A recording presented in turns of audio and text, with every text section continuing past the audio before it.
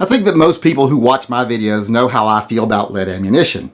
I think it's a problem, and it's a problem we can easily solve by moving away from lead. Lead is toxic. Lead is toxic to us as adults. It's especially toxic to our children who we take shooting with us, and it's bad for the ecosystem. It gets into the ecosystem, birds eat it, fish eat it, then other animals eat those birds and fish, and a high level of lead toxicity works its way up the food chain until it gets to us. So I am totally against lead ammunition. I think we need to move on. It's an outdated thing. We don't need to do it anymore.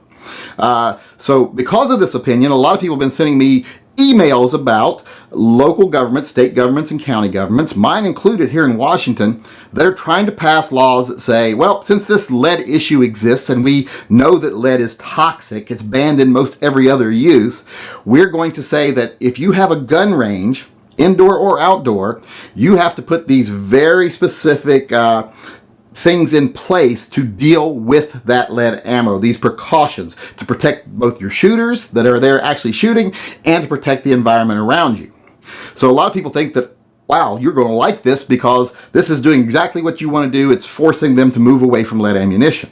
Well, you might be surprised to know that I do not like these laws. I don't want these laws. These laws are the kind of things I'm trying to avoid by promoting moving away from lead ammunition, because lead ammunition is a problem. We cannot deny that. No matter how much people on gun forums or in gun videos bitch and complain about lead is not hurting nothing, it's fine. No, it isn't. It isn't fine. Lead is toxic. Period.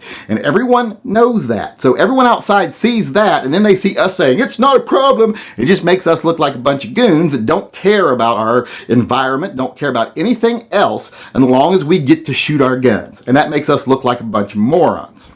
So they go and pass these laws saying, well, these guys obviously aren't taking care of the problem, so we're going to take care of it. And these laws aren't designed to really take care of the problem. What they're designed to do is place a huge financial burden on ranges, causing them to shut down. Then there won't be any lead being fired. And that's a big blow to the Second Amendment. A lot of people in this country, the only place we have to shoot because we live in cities is ranges, especially indoor ranges. So if they close down because of laws like this, we've got no place to shoot. We're cut off from the shooting sports. And that's what the other side wants. That's what they want to do with these laws. And they're getting away with it because we look like we're not doing anything, when we could very easily do something. We could just gradually start moving away from lead ammunition.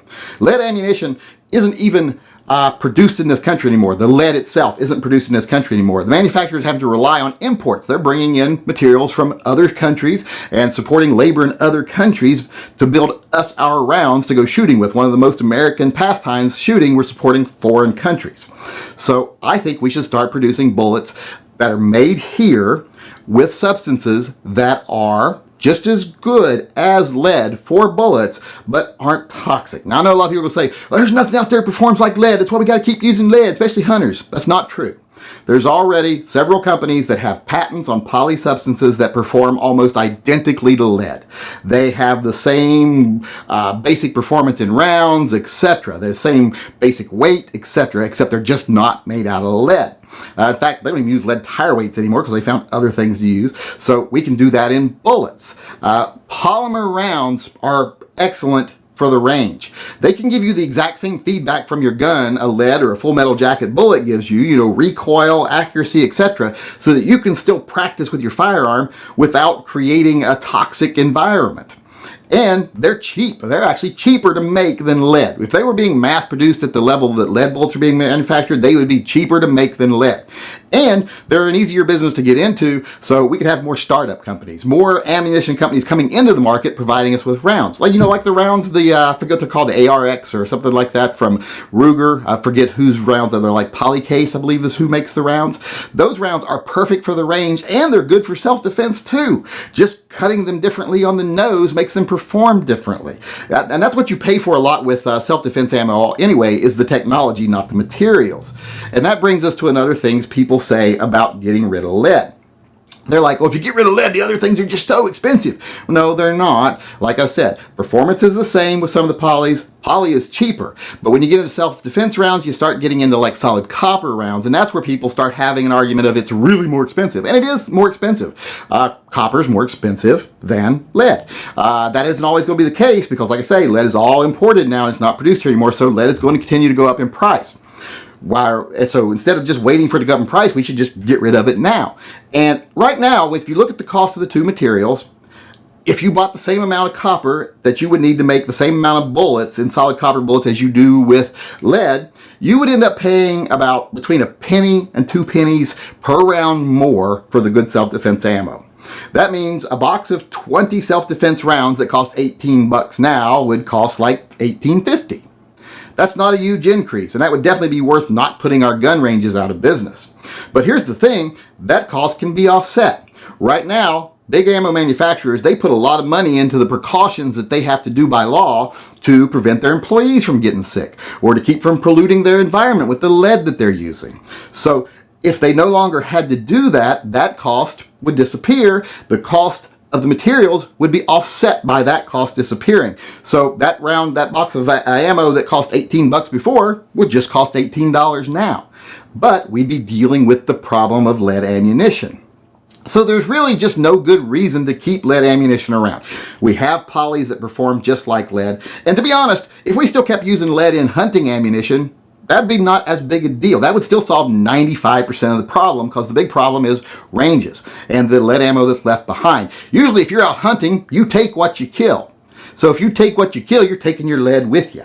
So that's not a big issue. So if we had hunting rounds that were still lead, they could stay lead for as long as they needed to until we finally got to the point where, hey, we don't even want to use lead period anymore because poly is just better and cheaper. So we could keep doing that, and it could be a gradual thing. But right now, we could just get rid of lead range ammunition, move more to poly ammos slowly over a few years.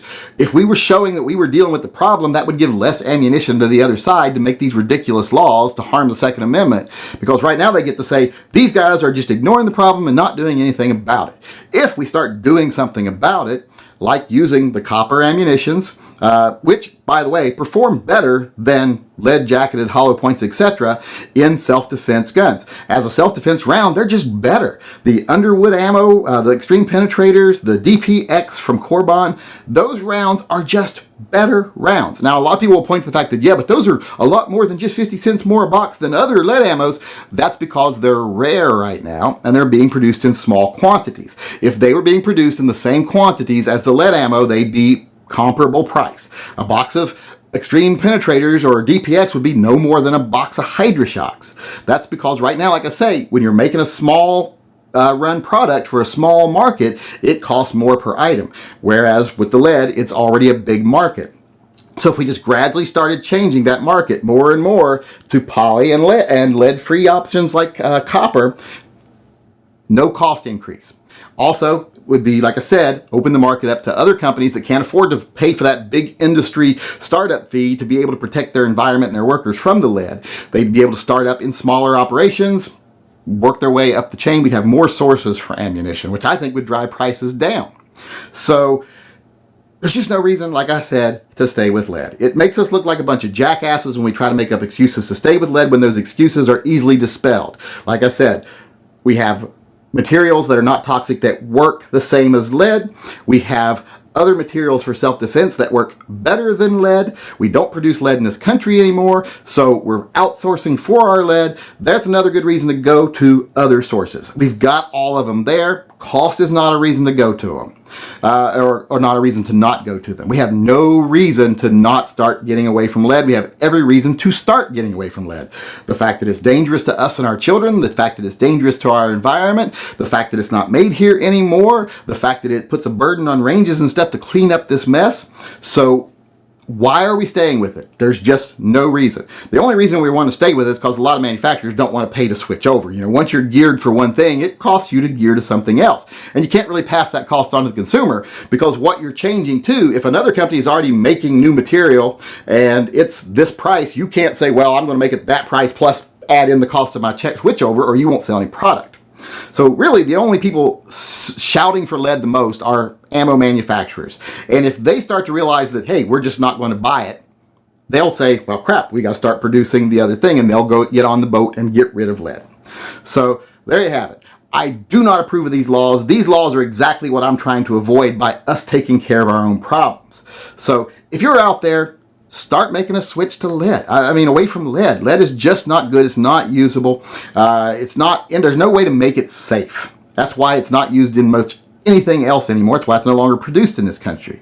So let's get away from it. There's no reason not to. There's every reason to. If only to tell the people on the left to go mind your own business, because we take care of our own problems.